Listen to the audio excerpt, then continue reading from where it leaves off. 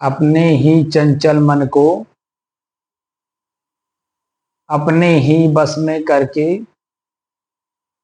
एकाग्रता, स्थिरता एवं स्वयं अपने आप में शांति का अनुभव करने के बाद मैं स्वयं कौन हूँ को जानने की दृष्टि से साधना करते करते आज 1357 दिन हो गए। तारीख 25 जुलाई सन 2025, दिन शुक्रवार, सायंकाल का समय।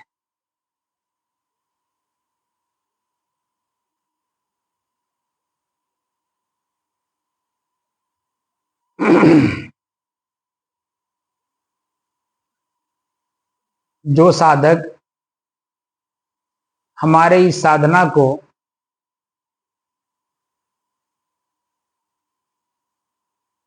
चाहे प्रत्यक्ष या अप्रत्यक्ष रूप से कर रहे हैं, बताए हुए मार्ग का अनुसरण कर रहे हैं,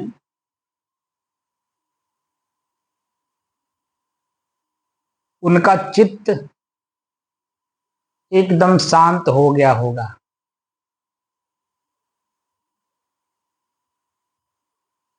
चित्त जब शांत होता है तभी हम अन्य विषयों पर चिंतन करके उनसे अपने आप को मुक्त कर सकते हैं।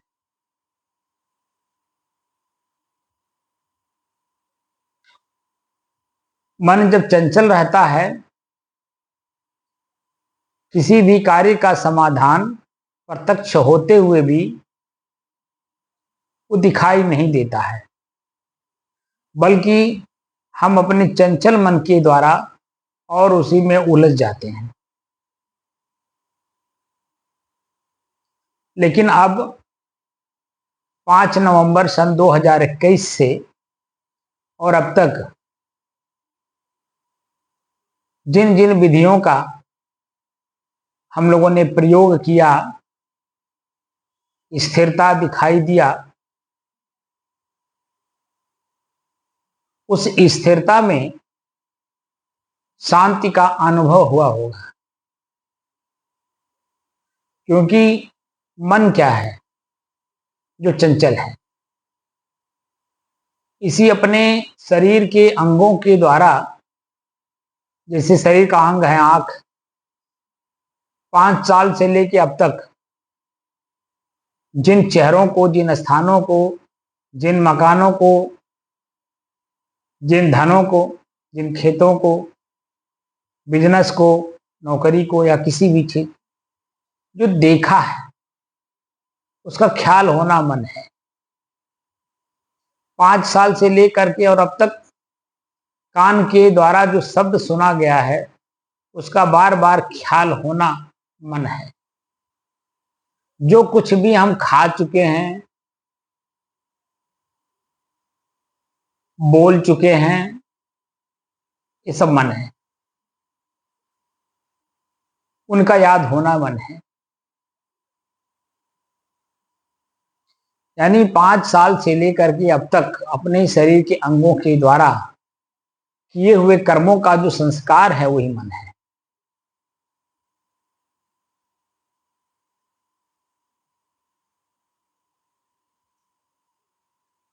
ख्याल होना मन है और ये बार बार ख्याल करता रहता है, इसीलिए चंचल है। अब इसकी चंचलता को स्थिरता में बदलने के लिए किसी एक साधन की जरूरत है, और वह साधन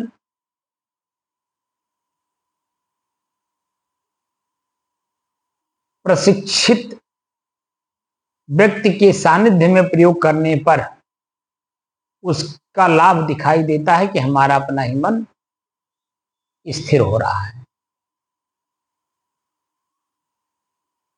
स्थिर का मतलब है कि 1 घंटे तक सिर्फ एक ही बात याद रहे।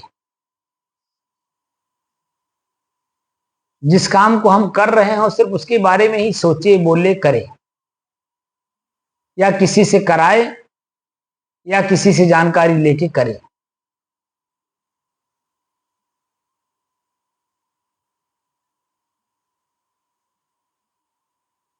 और जब काम करके पूरा हो गया, अब दोबारा उसे नहीं करना है।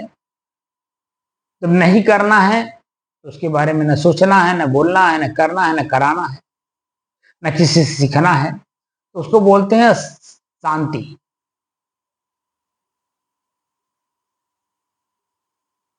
हमने शुरुआती दौर में आपको अपने श्वास का अभ्यास कराया, श्वास में बहुत कुछ दिखाया, लेकिन उसको भी अभ्यास जब हम कर रहे थे तब हम दिखा रहे थे, अभ्यास उसका छुड़वा दिए, दूसरे चीजों को देखने लगे, तो उसकी गहराई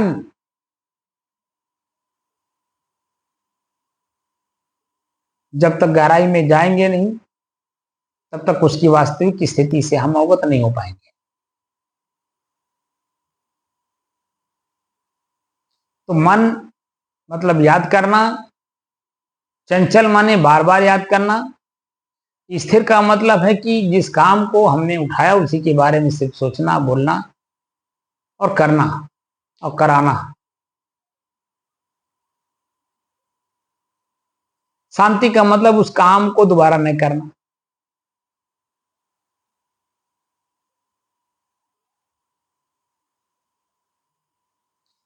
तो जब अपना ही मन चंचल, एकाग्र हो गया, स्थिर हो गया, शांत हो गया, उसके बाद अब खोज हो रहा है कि मैं हूं कौन।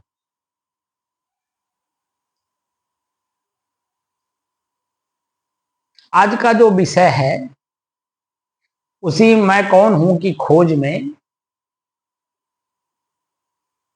एक प्रसंग अब आया है, भाव, अभाव और कुभाव। चित्त शांत है,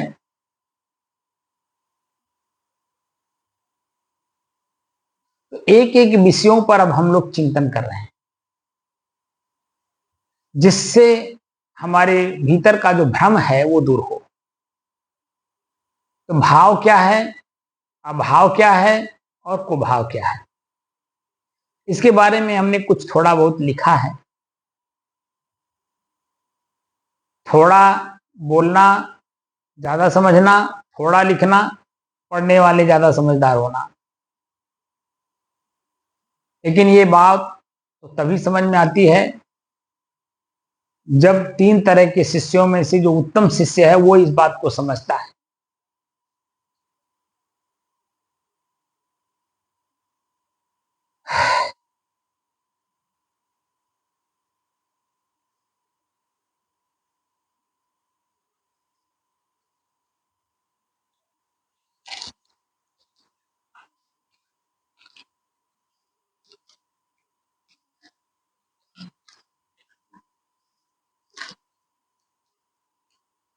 प्रसंग असली है अभाव पर, लेकिन शब्द 3 हैं, भाव, अभाव और कुभाव। तो भाव शब्द कहाँ कहाँ प्रयोग होता है, कैसे प्रयोग होता है, और ये शब्द किस भाषा का है। भाव शब्द का प्रयोग विभिन्न अर्थों में किया जाता है। भाव शब्द का प्रयोग विभिन्न अर्थों में किया जाता है, जिनमें मुख्य रूप से मन में उत्पन्न होने वाला विचार या ख्याल, अभिप्राय, मतलब, दर, मूल्य, कीमत और हिसाब शामिल है। इसके अतिरिक्त यह शब्द भावनाओं, मनोदशाओं और आध्यात्मिक भावों को भी व्यक्त करता है। भावना, स्थिति, भाव, अर्थ और मूल्य इसको भी दर्शाता है। यह एक संस्कृत शब्द है जिसका उपयोग विभिन्न संदर्भों में किया जाता है। भावना या एहसास भी इसका माने है। दूसरा है अभाव। अभाव शब्द का प्रयोग कमी, अनुपस्थिति या किसी चीज का न होने के अर्थ में प्रयोग किया जाता है। यह किसी वस्तु, गुण या स्थिति, गुण या स्थिति की कमी को दर्शाता है, जैसे समयाभाव, धनाभाव, आत्मविश्वास का अभाव, ज्ञानाभाव इत्यादि। अब कुभाव। कुभाव अनुचित भाव, दुर्व्यवहार, बुरे विचार, नकारात्मक, द्वेषपूर्ण, अपमानजनक, हानिकारक विचार, गलत भावना, ईर्ष्या, शत्रुता भाव रखना, सम्मान न करना, अपमानित करना इत्यादि। ये कुभाव शब्द का प्रयोग कहाँ कहाँ किस किस रूप में होता है, ये समयाभाव संदर्भों के आधार पर किया जाता है।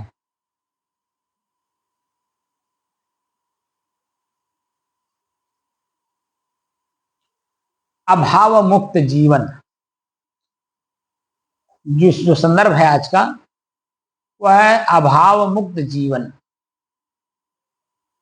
तो अभाव आप लोग समझ ही गए,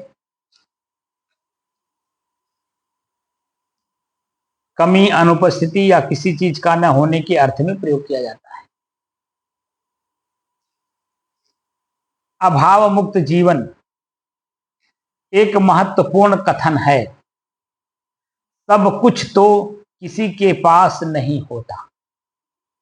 एक महत्वपूर्ण कथन है जो आम जनमानस बोलते हैं कि सब कुछ तो किसी के पास नहीं होता, पर कुछ न कुछ हर एक के पास जरूर होता है। सब कुछ सबके पास नहीं होता है, लेकिन कुछ न कुछ तो हर एक के पास जरूर होता है। इसलिए हमें अपना ध्यान उन चीजों पर केंद्रित करना चाहिए जो हमारे पास है, न कि उन चीजों पर जो हमारे पास नहीं है। अन्यथा जीवन की दौड़ कभी थम नहीं पाएगी। जैसे अभी तक हम दौड़ ही रहे हैं, स्थिर नहीं हो पाए हैं। जिस दिन स्थिर हो जाएंगे उस दिन शरीर से संबंधित सब कुछ यहीं रह जाएगा और मैं अपने आप में जैसा हूं वैसे रह जाऊंगा। अन्यथा जीवन की दौड़ कभी थम नहीं पाएगी और किसी न किसी चीज का अभाव बना ही रहेगा। जब हम किसी एक वस्तु को प्राप्त कर लेते हैं तो थोड़े समय बाद हमें दूसरी वस्तु के अभाव का अनुभव होने लगता है। यह चक्र निरंतर चलता रहता है। इस स्थिति से बाहर निकलने का एकमात्र तरीका है दृष्टिकोण में बदलाव, अपने दृष्टिकोण में बदलाव। सही दृष्टिकोण के अभाव में जीवन में अभाव ही अभाव बना रहता है। जब हम समाज में दूसरे से अपनी तुलना करते हैं तो हम अपने आप को कम आंकने लगते हैं। यह सोच हमें हीनता की भावना से भर देता है और नकारात्मकता को जन्म भी दे जाता है। अभावों को दूर करने के लिए सबसे पहले हमें अपना मूल्यांकन करना चाहिए। हमें अपनी योग्यता, क्षमता और शक्ति को पहचानना चाहिए।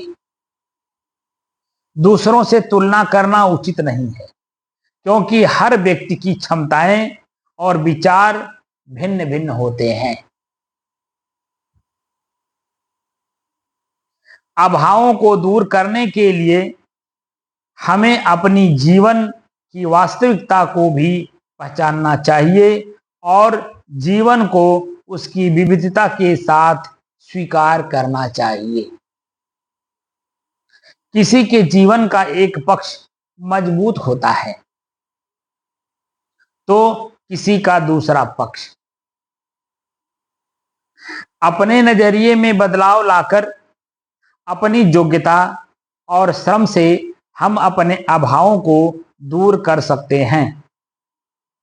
अभावों को याद करके दुखी होना समस्या का समाधान नहीं है।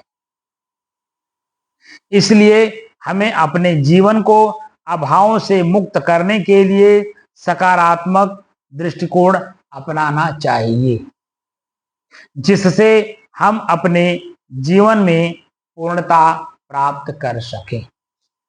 मैं स्वयं अपने आप में खुद उपलब्ध हूं। मैं अपने आप को नहीं खोज रहा हूं। जिसको प्राप्त कर लेने के बाद, जो गीता में भगवान कृष्ण ने कहा कि अप्राप्त वस्तु कभी प्राप्त नहीं हो सकती है, अप्राप्त वस्तु कभी अप्राप्त नहीं हो सकती है। तो मैं स्वयं अपने आप में प्राप्त हूं। बाकी जो अप्राप्त है वो कभी मुझे तृप्त नहीं कर सकता है, क्योंकि वह अप्राप्त है। और प्राप्त मैं स्वयं अपने आप में हूं, वो कभी अप्राप्त हो ही नहीं सकता। प्राप्त वस्तु स्वयं अपने आप में तृप्त है, लेकिन अपने ही संसाधनों के द्वारा वह अपने आप को अप्राप्त मानकर प्राप्त वस्तु को बाहर ढूंढता है और न मिलने पे दुखी और पीड़ित स्वयं होता है, जो कि स्वयं अपने आप में प्राप्त है।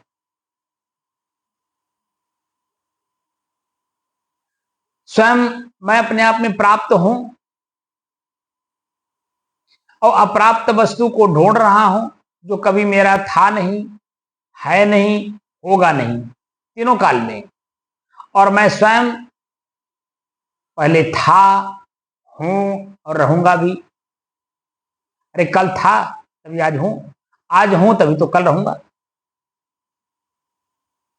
भले समय, अवस्था, परिस्थिति, व्यक्ति सब कुछ परिवर्तित हो जाएगा, लेकिन मैं तो जैसा हूं वैसे ही रहूंगा। मेरे में कहीं किसी भी प्रकार का परिवर्तन नहीं होता है। और हम ढूंढने बैठे हैं अध्यात्म, यानी स्वयं मैं कौन हूं।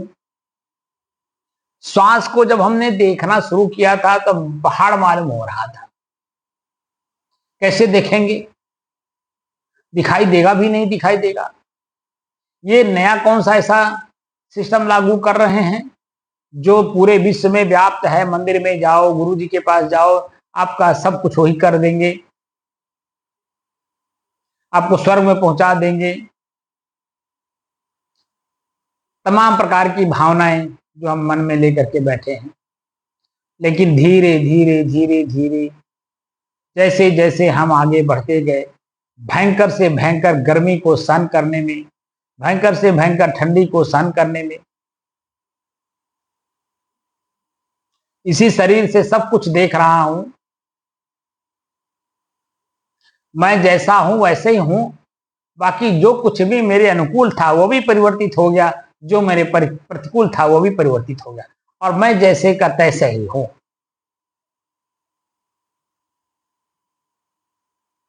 तो मैं कौन हूं?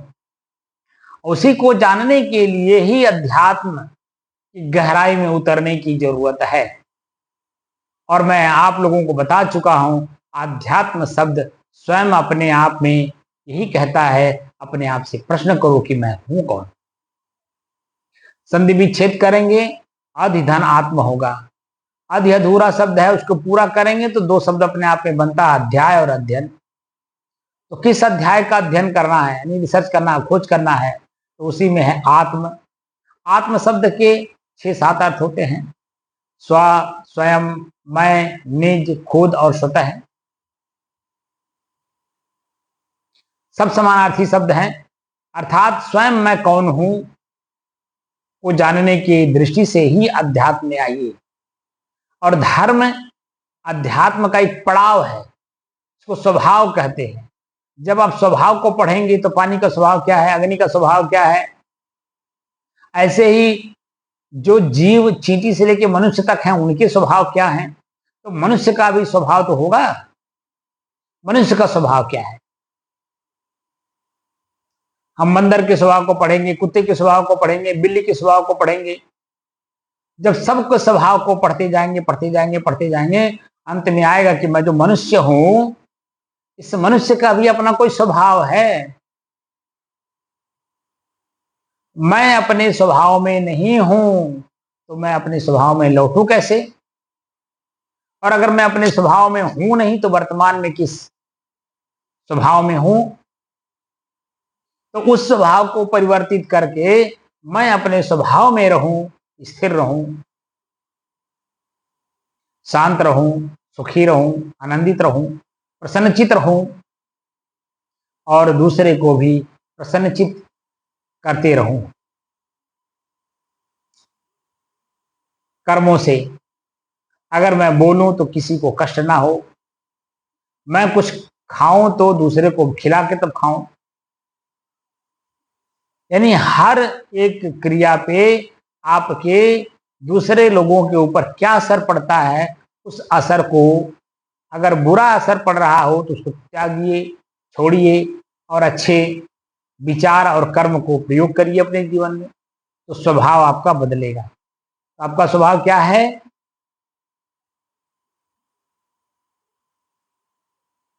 दूसरे की सेवा में ही मेरी सेवा अपनी है। शांत स्वभाव आपका है, वहां कुछ है ही नहीं है तो शांत रहेगा ही। जिसको वीरान शब्द का प्रयोग करते हो, सुनसान का प्रयोग करते हो, अकेलापन जहां महसूस करते हो, वो स्थान आपका अपना है, वहीं शांति है, सुख है।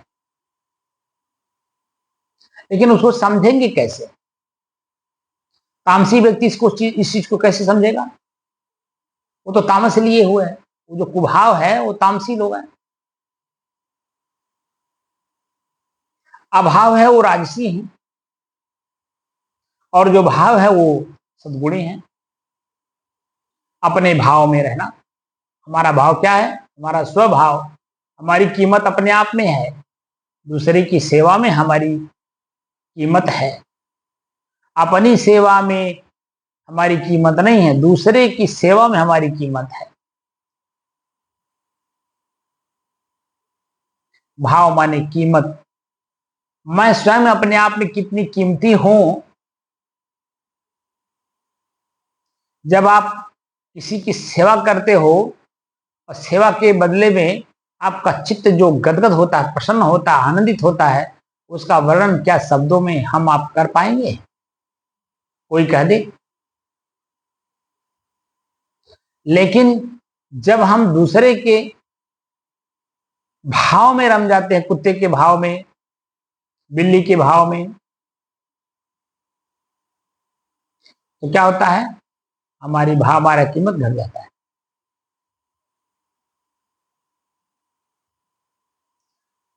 अग्नि का स्वभाव जलना, जलाना, ईर्ष्या, द्वेष, जलन, प्रसन्नता, निंदा, चुगली, सब क्या है? स्वयं में अपने आप में जलना और शब्द को बोल बोल करके दूसरे को भी जलाना, दूसरे को पीड़ित करना, उसका समय बर्बाद करना।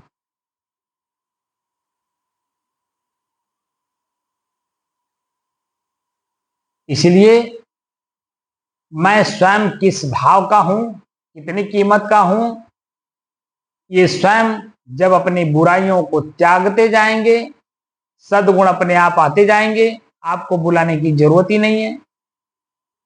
बस दो चीजों का प्रयोग जरूर ज्यादा करिए, सहनशील बनिए, धैर्यवान रहिए और क्षमा करते रहिए। आप जिस भाव के हो, जिस कीमत के हो, उसकी कीमत पूरे विश्व में नहीं है।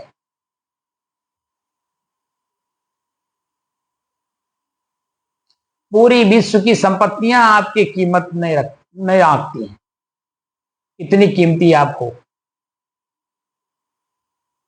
लेकिन हम अपने कीमत को जानते नहीं, इसीलिए 10 रुपए की कीमत पे हम दूसरे की जान ले लेते हैं।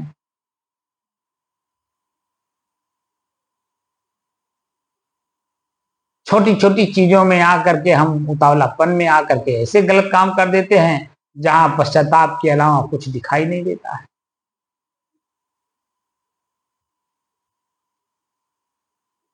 इसलिए मैं जो स्वयं हूं अपने आप में, उसकी कीमत को समझिए, उसको समझिए जो आप स्वयं हो, और उसी को जानने जनाने के लिए ही हम खुद इस साधना को लेकर के आप लोगों के बीच में मैं आया हूं।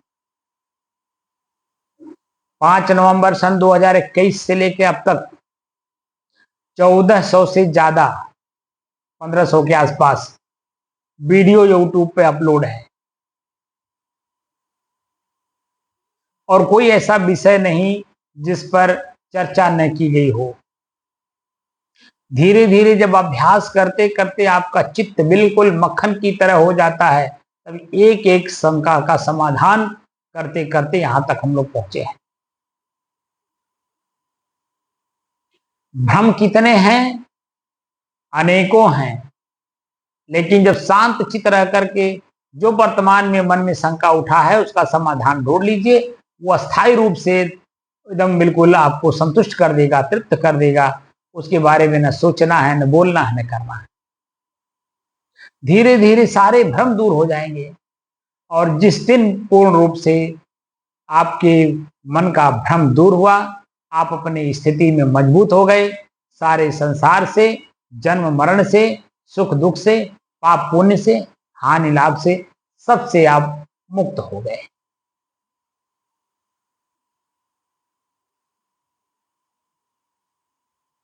और असली मुक्ति वासना का भ्रम है,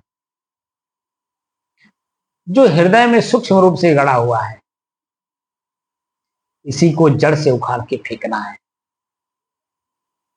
महात्मा बुद्ध ने संखारा शब्द का प्रयोग किया है, यानी जड़ के साथ उखाड़ के फेंकना है।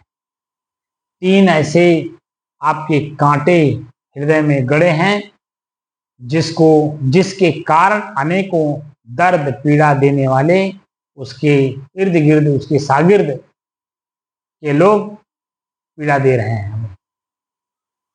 काम, क्रोध और लोभ। इसी से अपने आप को मुक्त करना है। लेकिन पहले छोटी छोटी चीजों से अपने आप को मुक्त करके देखिए कि जैसे मान लीजिए सुरती खा रहे हैं। सुरती एक आदत है, एक लत है, और सुरती की वजह से मुंह में दुर्गंध आता है, दांत पीला कर देता है, मुंह एकदम दुर्गंध देता है। हम किसी अच्छे विचारवान व्यक्ति के सामने बैठ नहीं सकते, आंख में आंख मिला के बात नहीं कर सकते, सामने बैठ के बात नहीं कर सकते। तो अपनी बुराई को त्याग करें, सुरती से शुरू करें, बीड़ी से शुरू करें, चाय से शुरू करें। जो आपको लगे कि बुरा है, उस बुराई को कमर कसिए त्याग करने के लिए। कोई बुराई एक दिन में छूट जाता है, कोई एक हफ्ते में छूटता है, कोई महीने में छूटता है, कोई सालों लग जाता है। लेकिन जब कमर कसे रहेंगे, बार बार दिमाग में रखेंगे इसको हमें परित्याग करना है, परित्याग करना है, परित्याग करना है, तो निश्चित तौर पे आप उससे जब अपने आप को मुक्त कर ले जाएंगे, तो जो एहसास उस समय में होगा वो आपकी असली कीमती चीज होगा आपका। एक एक करके आपकी बुराई त्याग करते जाइए, त्याग करते जाइए, त्याग करते जाइए, त्याग करते जाइए। तो जो बुराई मेरे ऊपर छा गई है काई की तरह, जब पानी के ऊपर काई छा जाती है तो पानी दिखाई नहीं देता है, ऐसे मेरे ऊपर बुराइयों का काई जम गया है। मैं अपने आप को समझ नहीं पा रहा हूं कि मैं हूं कौन, क्योंकि इतना ख्याल मन में आता है। वो ख्याल जब आते हैं तो लगता वही सच है, और जब भूल जाता है तो उसका कोई कीमत ही नहीं। लेकिन जिस समय में याद होता है उस समय में उसकी कीमत पूरे संसार से ज्यादा वह कीमती हो जाता है। लेकिन जब भूल जाता है तो एक कौड़ी का भी नहीं रह जाता है। लेकिन याद करने वाला अपने आप को नहीं जानता कि मैं कितनी कीमती हूं।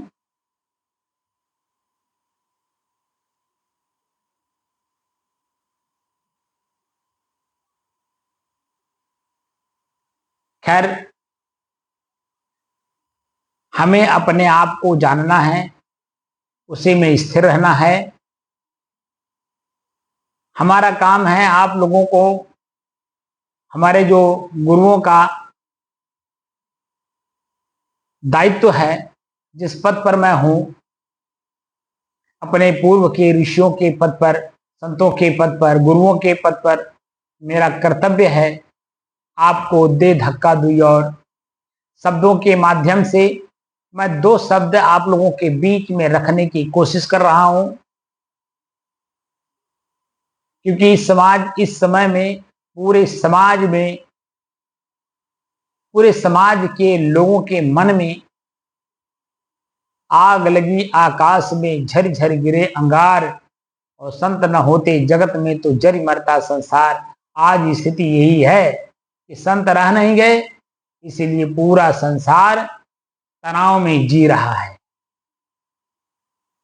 और तनाव के कारण heart attack, brain haemorrhage, sugar, blood pressure, cancer, कौन कौन से बड़ी बड़ी बीमारियां लेके घूम रहा है, क्योंकि वो संतों की बात नहीं मान रहा।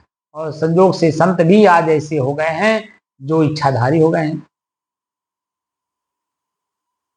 जहां संतों के बारे में कहा जाता है कि वो वासना मुक्त जीवन जी रहे होते हैं, उनके अंदर में कोई इच्छा नहीं रहती है, किसी भी प्रकार की इच्छा नहीं रहती है, बस वो अपनी स्थिति में रहते हैं, उनकी अपनी जैसी स्थिति होती है,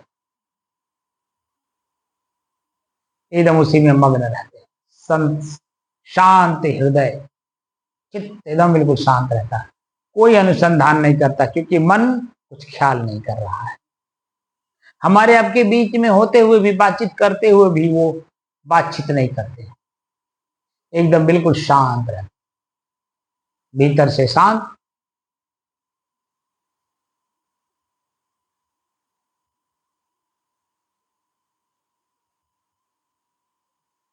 मैं अपना दायित्व निभा रहा हूं।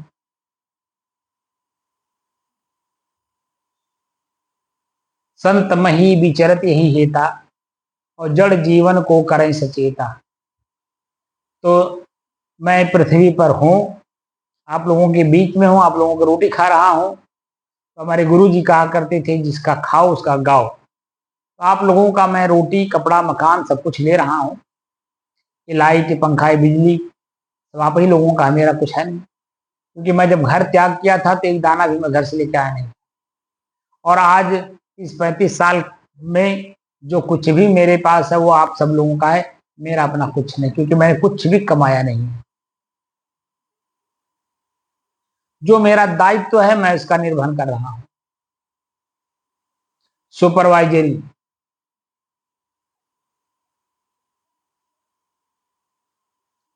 सुपरवाइजरी कर रहा हूं।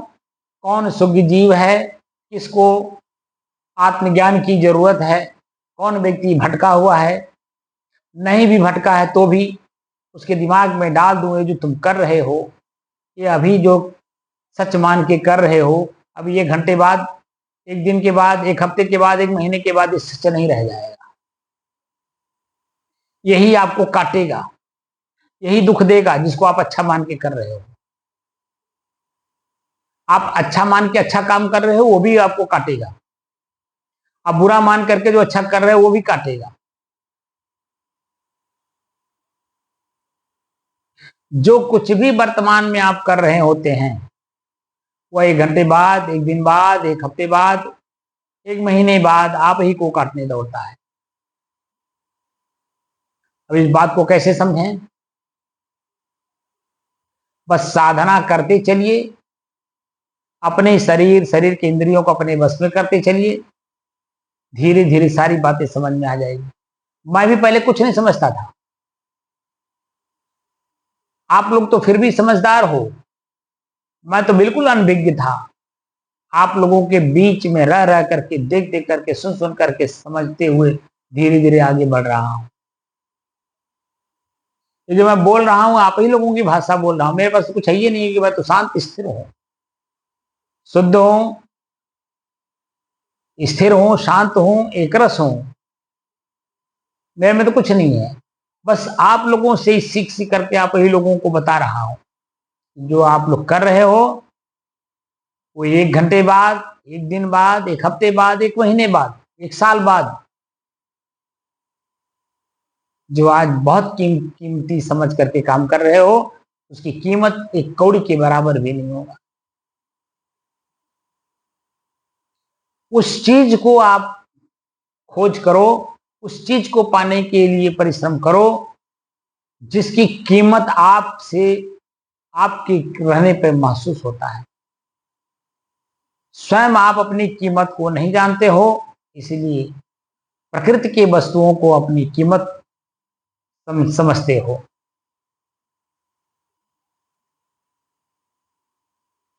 प्रकृति की कोई भी वस्तु उतनी कीमती नहीं है जितना मैं स्वयं अपने आप में हूं।